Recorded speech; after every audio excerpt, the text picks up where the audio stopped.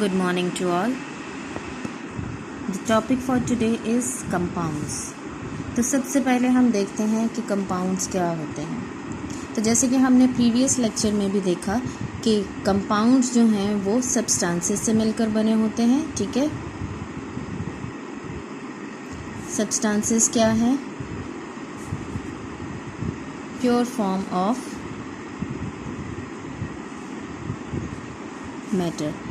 तो सब्सटेंसेस के फर्दर आगे दो टाइप्स हैं जिसमें एलिमेंट्स और कंपाउंड्स हैं।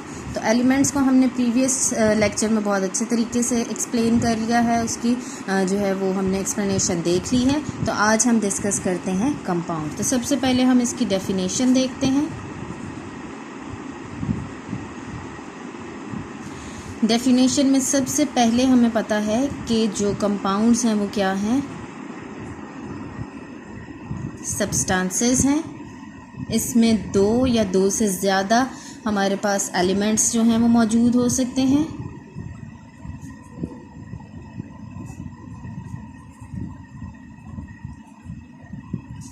इसके अलावा ये केमिकली कंबाइन करते हैं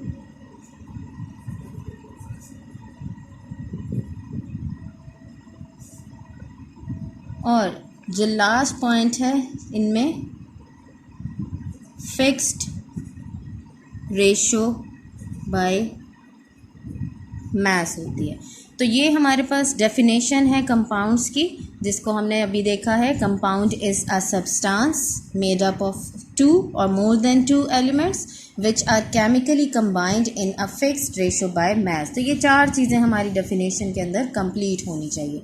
सब्सटेंस का जैसे कि हमें पता है कि substance pure form of matter होती है, दो या दो से ज़्यादा एलिमेंट्स हो सकते हैं इसमें, थ्रू केमिकल रिएक्शन ये कंबाइन करते हैं और फिक्स्ड रेशो बाय मास होती है। तो इस पॉइंट को हम अब फर्दर आगे जो है वो डिस्कस करते हैं। फिक्स्ड रेशो बाय मास क्या होती है? जैसे अगर हम वाटर की बात करें तो इसमें हमेशा जो है वो दो हाइड्रोजन के एटम्स और एक ऑक्सीजन का एटम जब इस रेशो के साथ केमिकली कंबाइन करते हैं तो उस टाइम पे हमारे पास वाटर का एक फार्मूला बनता है। अगर हम बात करें कार्बन डाइऑक्साइड की तो इसमें एक कार्बन और दो ऑक्सीजन के एटम्स जब केमिकली कंबाइन करते हैं तो उस टाइम पे हमारे पास जो कंपाउंड बनता है वो है कार्बन डाइऑक्साइड। अब फिक्स्ड रेशो बाय मास है तो इनका मास हम देख लेते हैं। जैसे हाइड्रोजन का मास होता है 1 और ऑक्सीजन का मास होता है 16। तो यहाँ पे हमें 2 मेंशन है, इसका मतलब है हाइड्रोजन के 2 एटम्स हैं। तो 2 मल्टीप्लाई बाय 1 रेशो 1 ऑक्सीजन का मास 16। तो कुछ इस तरह से रेशो आ जाएगी जिसको हम सिंप्लीफाई करेंगे तो हमारे पास आ जाएगा 1:8। तो हमेशा जब भी वाटर जो है वो प्रोड्यूस होता है किसी भी केमिकल रिएक्शन के ज़रिए से तो उसमें हमेशा हमारे पास जो रेशो आएगी वो आएगी 1:8, जिस रेशो के साथ हाइड्रोजन और ऑक्सीजन एक दूसरे के साथ केमिकली कंबाइन करेंगे और उसमें जो प्रोडक्ट हमारे पास होगा वो होगा H2O।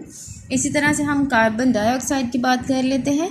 तो कार्बन का मास होता है 12, ऑक्सीजन का मास होता है 16।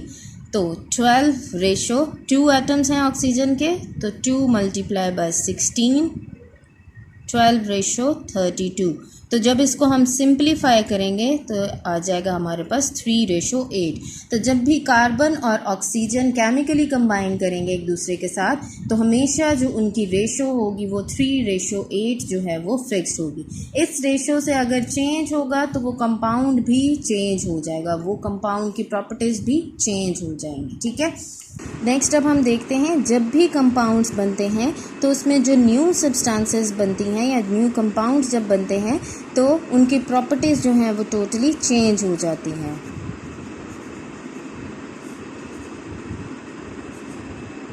जैसे कि हम कार्बन प्लस ऑक्सीजन की बात कर लेते हैं तो इसमें कार्बन डाइऑक्साइड बनेगा, ठीक है।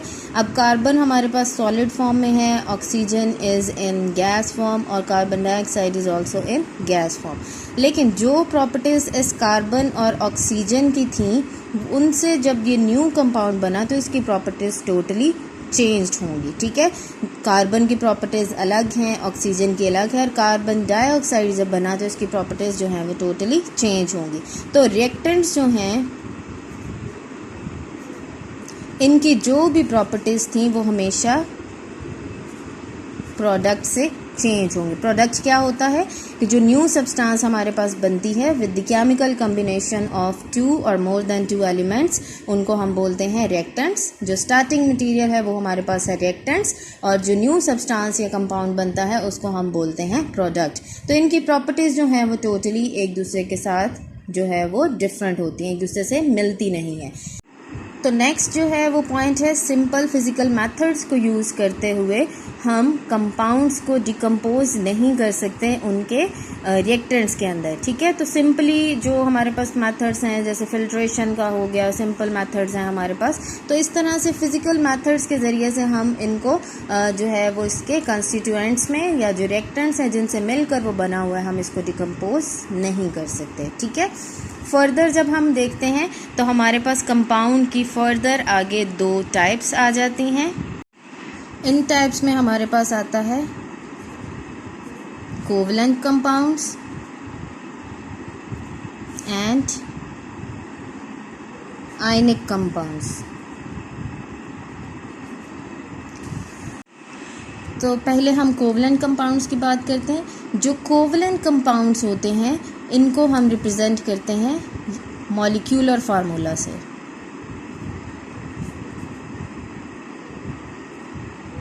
जैसे अगर हम बात करें H2O, H2SO4, तो इनका जो सबसे स्मॉलर यूनिट होता है वो मॉलिक्यूल होता है, और इसी फार्मूला के ज़रिए से, जिसको हम मॉलिक्यूलर फार्मूला कहते हैं, हम कोवलेंट कंपाउंड्स को रिप्रेजेंट करते हैं। अब जो इस मॉलिक्यूल की प्रॉपर्टीज़ होंगी वही इस कोवलेंट कंपाउंड की प्रॉपर्टीज़ होंगी। जैसे एक ग्लास ऑफ वाटर में हमारे पास अगर ढेर सारे वाटर के मॉलिक्यूल्स मौजूद हैं तो इसका जो सबसे स्मॉलेस्ट यूनिट है वो हमारे पास मॉलिक्यूल होगा, और ये पूरा जो है वो हमारे पास कोवलेंट कंपाउंड ऑफ वाटर होगा। तो वाटर का जो एक सिंपल मॉलिक्यूल है वो है H2O, और उसको हमने मॉलिक्यूलर फार्मूला के ज़रिए से रिप्रेजेंट किया, और जो इस H2O की प्रॉपर्टीज़ होंगी वही इस पूरे कंपाउंड की प्रॉपर्टीज़ होंगी, ठीक है। तो हम कह सकते हैं कि ये ट्रू रिप्रेजेंटेटिव है, एक मॉलिक्यूल जो है वो ट्रू रिप्रेजेंटेटिव हो सकता है अपने कोवलेंट कंपाउंड का, ठीक है। अगर हम आयनिक कंपाउंड की बात करें तो इसके अंदर नेगेटिव एंड पॉजिटिव जो आयन्स हैं वो मौजूद होते हैं, और ये एक 3D स्ट्रक्चर की सूरत में मौजूद होता है, ठीक है। और इसके अंदर मॉलिक्यूलर जो है फॉर्म मौजूद नहीं होती, नो मॉलिक्यूल्स। इसके अंदर फार्मूला यूनिट्स होते हैं।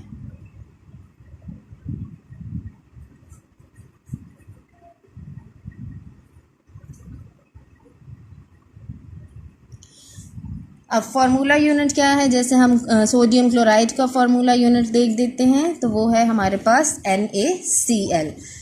तो इसमें हमने बात की है कि पॉजिटिव और नेगेटिव आयन्स जो हैं वो 3D स्ट्रक्चर की सूरत में मौजूद होते हैं। जैसे अगर एक पॉजिटिव आयन है तो उसको नेगेटिव आयन्स ने सराउंड किया होता है, ठीक है, नेगेटिव को पॉजिटिव ने सराउंड किया होता है। तो इस तरह से ये जो स्ट्रक्चर बनाते हैं इसको हम बोलते हैं क्रिस्टल लेटस,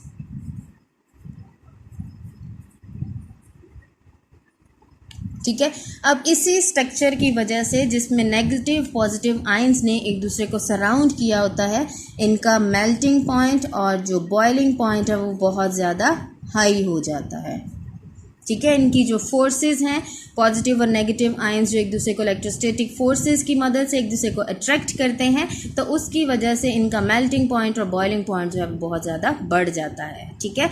तो यही हमने बात की है कि जो आयनिक कंपाउंड्स हैं इसमें पॉजिटिव नेगेटिव आयंस जो हैं वो एक 3D स्ट्रक्चर बनाते हैं जिसको हम क्रिस्टल लेटस का नाम भी देते हैं, और इलेक्ट्रोस्टैटिक फोर्स की वजह से इनका मेल्टिंग बॉइलिंग पॉइंट बहुत ज़्यादा हो जाता है। इनको हम मॉलिक्यूल्स के ज़रिए से रिप्रेजेंट नहीं कर सकते। इनके जो फार्मूलाज होते हैं उनको हम बोलते हैं फार्मूला यूनिट, लेकिन जो कोवलेंट कंपाउंड्स हैं इनमें मॉलिक्यूल्स मौजूद होते हैं, इनके फार्मूलाज को हम बोलते हैं मॉलिक्यूलर फार्मूला। तो ये हमारे पास था कंपाउंड का एक टॉपिक जिसमें हमने उसकी डेफिनेशन देखी, उसके बाद हमने उसकी जो है वो कुछ प्रॉपर्टीज़ देखी और फिर क्लासिफिकेशन हमने देखी कि किस तरह से कंपाउंड्स की डिफरेंट टाइप्स हैं। नेक्स्ट जो टॉपिक हमने डिस्कस करना है वो है मिक्सचर्स। तो मिक्सचर्स की जब हम बात करते हैं तो इसमें भी 2 और मोर देन 2 एलिमेंट्स और कंपाउंड्स मौजूद होते हैं। इसके अलावा फिज़िकल मिक्सिंग होती है,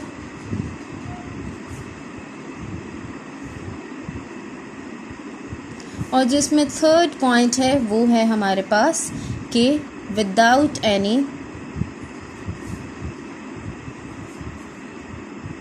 फिक्स्ड रेशो बाय मास। ठीक है, तो ये 3 पॉइंट्स हैं जो कि हमने इसकी डेफिनेशन में डिस्कस करने हैं। 2 या 2 से ज़्यादा एलिमेंट्स या कंपाउंड्स हो सकते हैं जिनको हम फिज़िकली मिक्सअप करते हैं और इसमें कोई फिक्स रेशो बाय मास नहीं होती।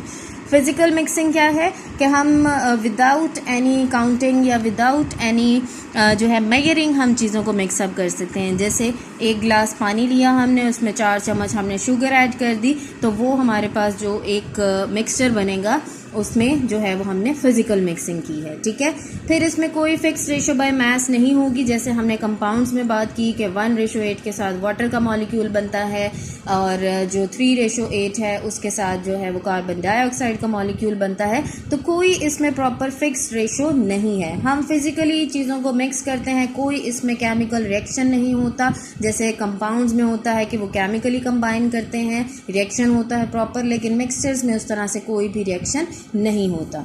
जो इसका पॉइंट नंबर 2 है कि इसके अंदर जो रिएक्टेंट्स मौजूद होते हैं दे रिटेन देयर प्रॉपर्टीज।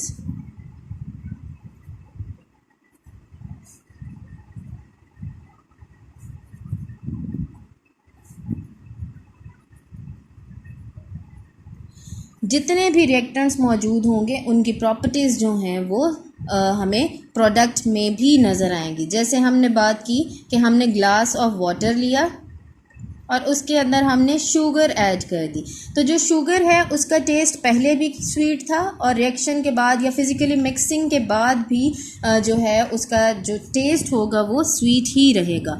तो पहले भी स्वीट टेस्ट था और बाद में भी स्वीट, इसमें कोई चेंज नहीं आया। ठीक है, तो इस तरह से जो मिक्सचर्स होते हैं उनके अंदर जो भी हम रिएक्टेंट्स यूज़ करते हैं उनकी प्रॉपर्टीज़ रिटेन रहती हैं। जो इसमें थर्ड पॉइंट हमने डिस्कस करना है, हम इसको सेपरेट कर सकते हैं बाय फिज़िकल मीन्स।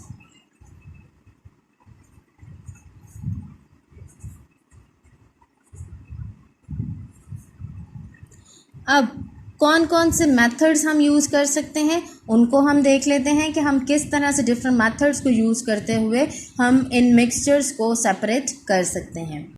तो सबसे पहला मेथड जो हम देखते हैं वो है डिस्टिलेशन, जिसके ज़रिए से हम 2 या 2 से ज़्यादा चीज़ों को सेपरेट कर सकते हैं। अब जो डिस्टिलेशन का प्रोसेस है वो बॉइलिंग पॉइंट की बेसिस पे होता है। ठीक है, हम चीज़ों को उनके बॉइलिंग पॉइंट की बेसिस पे सेपरेट कर सकते हैं।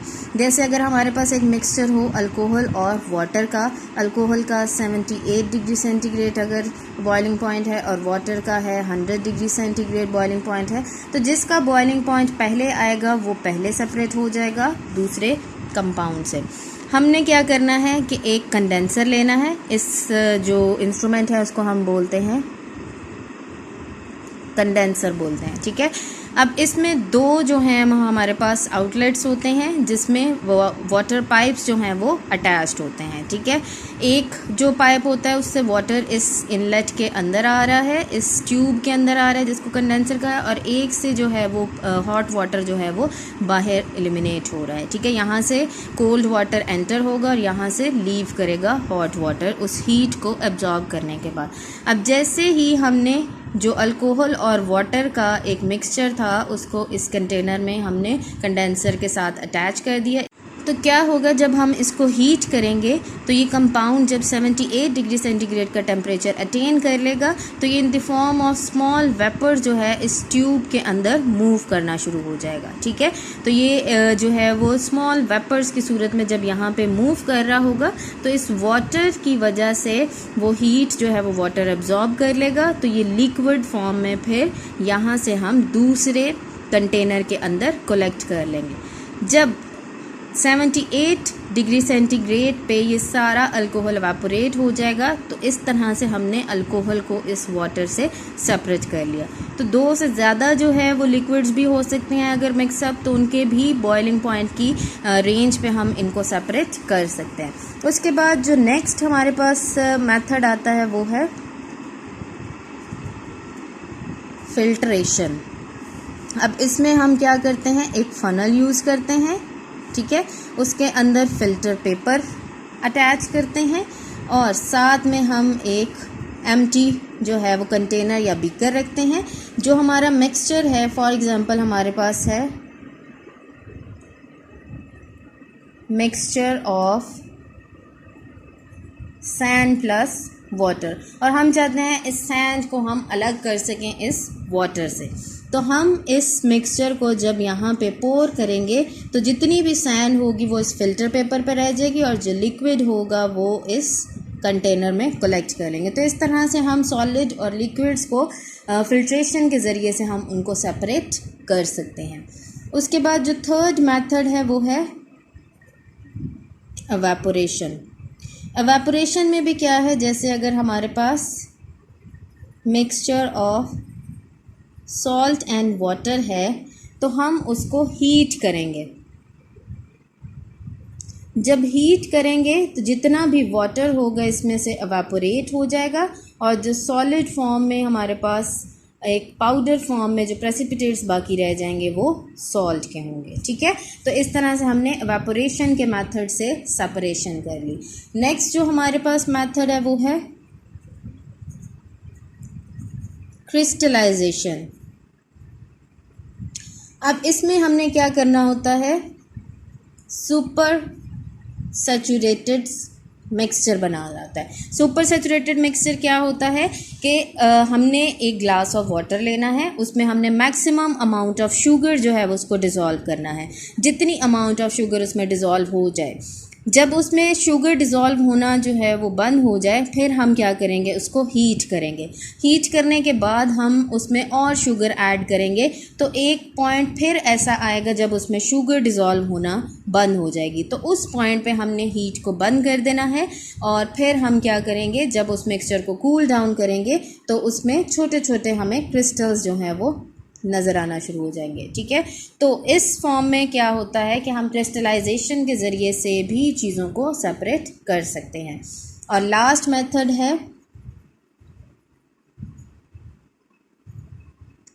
मैग्नेटाइजेशन, जिसमें हम क्या करते हैं, with the help of magnet जो है वो मैग्नेटिक चीज़ों को और नॉन मैग्नेटिक चीज़ों को सेपरेट कर सकते हैं। जैसे अगर हमारे पास जो है वो एक कंटेनर के अंदर सैंड और स्मॉल पीसेस ऑफ आयरन के अगर हों तो उनको फिज़िकली सेपरेट हम किस तरह से कर सकते हैं कि मैग्नेटिक बार हम ले सकते हैं। तो उस मैग्नेट के साथ जितने भी जो मैग्नेटिक सब्सटेंसेस होंगे वो सारे इसके ऊपर अटैच हो जाएंगे और इस तरह से हम नॉन मैग्नेटिक चीज़ों से उसको सेपरेट कर सकते हैं। तो मिक्सचर्स जो हैं उनको हम फिज़िकली सेपरेट कर सकते हैं। जो हमने यहाँ पे मेथड्स बताए हैं, डिफरेंट मेथड्स के ज़रिए से उसको फिज़िकली सेपरेट किया जा सकता है। अब मिक्सचर्स के फर्दर आगे 2 टाइप्स होती हैं जिसमें होमोजीनस और heterogeneous. Homo means same and hetero means different. तो होमोजीनस मिक्सचर जो हैं उनमें यूनिफॉर्म कंपोजिशन होती है।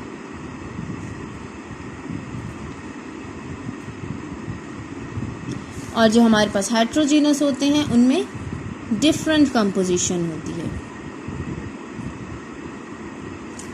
जैसे कि अगर हम एग्जाम्पल में देखें, हमारे पास एयर की एग्जाम्पल आ जाती है, आइसक्रीम की एग्जाम्पल आ जाती है, यहाँ पे सॉइल की एग्जाम्पल हम देख लेते हैं। तो अगर हम एयर को देखें, हमारे इर्द गिर्द जो एटमॉस्फेयर है उसमें जो एयर मौजूद है तो डिफरेंट गैसेस उसके अंदर हैं, जैसे ऑक्सीजन है, नाइट्रोजन है, कार्बन डाइऑक्साइड है, तो इन तमाम गैसेस की जो कंपोजिशन है वो सेम है, हमें अलग अलग ऑक्सीजन, नाइट्रोजन, हाइड्रोजन, ऑक्सीजन जो है वो अलग अलग जो है वो हमें एनवायरनमेंट में नज़र नहीं आती। अगर हम आइसक्रीम की बात करें तो उसमें भी जितनी चीज़ें भी इसको बनाने के लिए यूज़ हुई हैं उनमें भी जो है वो उनकी यूनिफॉर्म कंपोजिशन है, हम उसमें अलग अलग चीज़ें नज़र नहीं आती। इसी तरह से अगर हम बात करें वाटर प्लस शुगर की, तो जब हम इसमें एक जो है वो मिक्सचर बना लेते हैं वाटर और शुगर का, तो हमें वाटर और शुगर अलग अलग नज़र नहीं आते बल्कि वो एक मिक्सचर की सूरत में नज़र आते हैं। हेट्रोजीनस में बात करें, अगर एक सॉइल को हम देखें तो उसमें हमें पत्थर वगैरह भी नज़र आते हैं, स्मॉल जो है वो सिल्ट भी नज़र आती है, रेत भी है, मिट्टी भी है, अलग अलग चीज़ें हमें नज़र आती हैं, तो इनकी कंपोजिशन सेम नहीं है। ठीक है, तो ये हमारे पास हेट्रोजीनस है। इसी तरह से अगर हम देखें कि ऑयल और वाटर की एक एग्जांपल देखें, तो वाटर जो है उसकी अलग लेयर बन जाती है और ऑयल को अगर हम इसमें मिक्स करें तो वो थोड़ी देर के बाद जो है वो वाटर के ऊपर जो है वो एक लेयर बना लेता है, तो इनकी कंपोजिशन डिफरेंट है, तो ये हमें सेम कंपोजिशन में नज़र नहीं आते।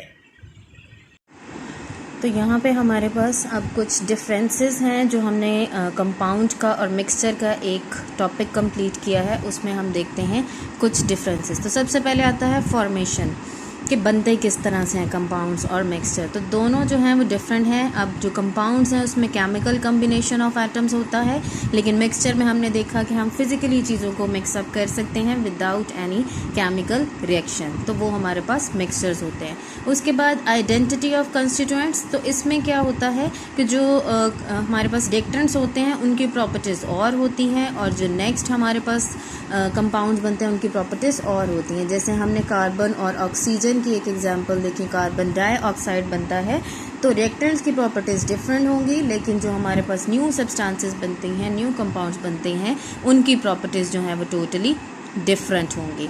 उसके बाद हम देखते हैं कि जो मिक्सचर्स हैं उनकी प्रॉपर्टीज़ रिटेन रहती हैं। जैसे हमने शुगर और वाटर की एग्जांपल देखी, तो उसमें हमने क्या देखा कि शुगर पहले भी स्वीट था और रिएक्शन के बाद भी, जो मिक्सिंग के बाद भी उसका टेस्ट जो है वो स्वीट ही रहेगा, तो इस तरह से शुगर ने अपनी प्रॉपर्टीज़ जो हैं वो रिटेन। उसके बाद जो है वो हमारे पास थर्ड पॉइंट जो आता है वो है कंपोजिशन बाय मास। तो यहाँ पे फिक्स्ड रेशियो बाय मास होता है कंपाउंड्स में, प्रॉपर जो है कंपाउंड्स उनकी फिक्स्ड रेशियो होती है, जिससे केमिकल्स जो हैं एक दूसरे के साथ, या कंपाउंड्स जो हैं वो जब बनते हैं तो उसमें रिएक्टेंट्स जो हैं वो फिक्स्ड रेशियो के साथ एक दूसरे के साथ मिक्सअप होते हैं। लेकिन मिक्सचर में कोई फिक्स्ड रेशियो नहीं है, हम किसी भी तरह से किसी भी अमाउंट में जो है वो इनको मिक्सअप कर सकते हैं। नेक्स्ट पॉइंट है सेपरेशन का।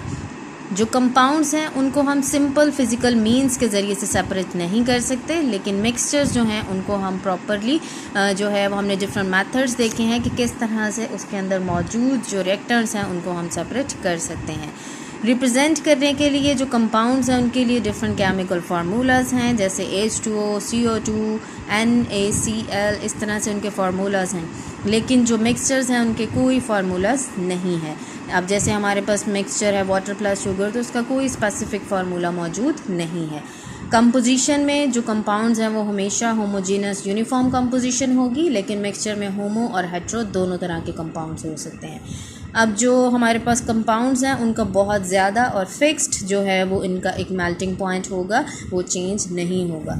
लेकिन जो हमारे पास मिक्सचर्स हैं उनके मेल्टिंग पॉइंट जो हैं वो फिक्स्ड और शार्प नहीं होते, बहुत ज़्यादा नहीं होते और वो फिक्स्ड भी नहीं होते। तो ये हमारे पास डिफरेंस था जो कि हमने दो टॉपिक्स पढ़े, कंपाउंड और मिक्सचर, उनके दरमियान में किस तरह से जो है वो प्रॉपर्टीज़ डिफरेंट हैं दोनों की एक दूसरे से, उसके बारे में हमने पढ़ा।